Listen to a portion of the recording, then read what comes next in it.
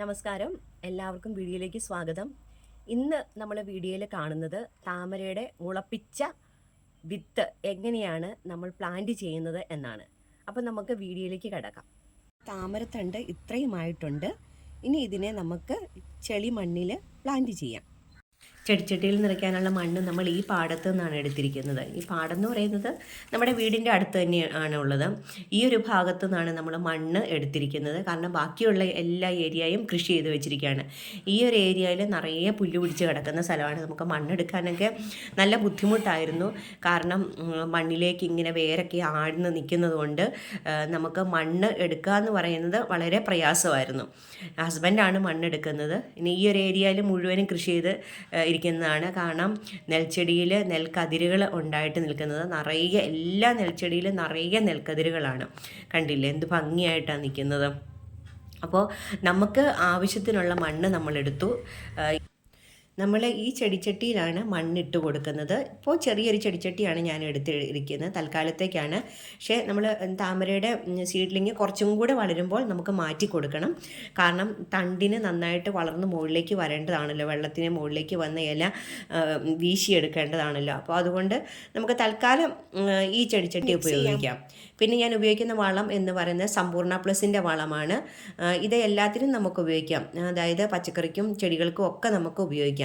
ഇതിൻ്റെ ചെറിയൊരളവാണ് ഞാൻ നമ്മുടെ മണ്ണിലേക്ക് മിക്സ് ചെയ്യുന്നത്.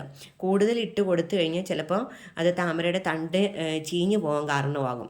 കാരണമല്ല, ഇത് പാടത്തുനിന്ന് ശേഖരിച്ചുകൊണ്ട് ഓൾറെഡി ചെളിമണ്ണിനകത്ത് നല്ല വളം ചേർന്നിട്ടുണ്ട്. അതുകൊണ്ട് നമ്മൾ വളരെ കുറച്ചാണ് നമ്മുടെ സീഡ്ലിങ്ങിന് വളം ഇട്ട് കൊടുത്തിരിക്കുന്നത്. ആ അളവ് തന്നെ ധാരാളമാണ്. ഇനി നമ്മൾ ഇതിലേക്കാണ് നമ്മുടെ താമരയുടെ സീഡ്ലിങ് നട്ടുവെക്കാനായിട്ട് പോകുന്നത്. ഇത് കണ്ടോ, ഇത്രത്തോളം വളർച്ചയെത്തി. ഇപ്പോൾ നിങ്ങൾ നോക്കിക്കഴിഞ്ഞ് കഴിഞ്ഞാൽ താമരയ്ക്ക് ചെറിയ വേര് വന്നിട്ടുണ്ട്, കണ്ടോ, വെള്ള കളറുള്ള വേര്. അപ്പോൾ അത് നമുക്ക് പതുക്കെ ഈ മണ്ണിലേക്ക് വെച്ച് കൊടുക്കാം. എന്നിട്ട് കുറച്ചും കൂടെ മണ്ണ് അതിന് ചുറ്റും ഇട്ട് കൊടുക്കാം. അതിൻ്റെ മുകളിലേക്ക് ഇടണ്ട, കാരണം മുകളിലേക്ക് ഇട്ട് കഴിഞ്ഞാൽ പിന്നെയുള്ള ചെറിയ ഇല വന്നിട്ടുണ്ടല്ലോ, അത് ചിലപ്പോൾ കേടായി പോകും, അല്ലെങ്കിൽ തണ്ടിന് വല്ല കുഴപ്പവും വരും. അതുകൊണ്ട് നമുക്ക് വളരെ കുറച്ച് മണ്ണിട്ട് കൊടുത്തേച്ചാൽ മതി. ഇനി നമുക്ക് ഇതിലേക്ക് കുറച്ച് വെള്ളം കൂടെ നമുക്ക് ചേർത്ത് കൊടുക്കാം. ആവശ്യത്തിന് വെള്ളം നമ്മൾ ഒഴിച്ച് കൊടുത്തേച്ചാൽ മതി, ഒരുപാട് വെള്ളം ഒഴിച്ച് കൊടുക്കണ്ട.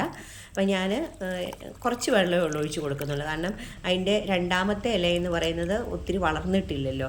അപ്പോൾ അത് മുകളിലേക്ക് നിൽക്കുന്ന പോലെയാണ് ഞാൻ വെള്ളം ഒഴിച്ച് കൊടുത്തിരിക്കുന്നത്. കണ്ടില്ലേ, നമ്മുടെ ആദ്യത്തെ താമരത്തണ്ട് അതാണ്.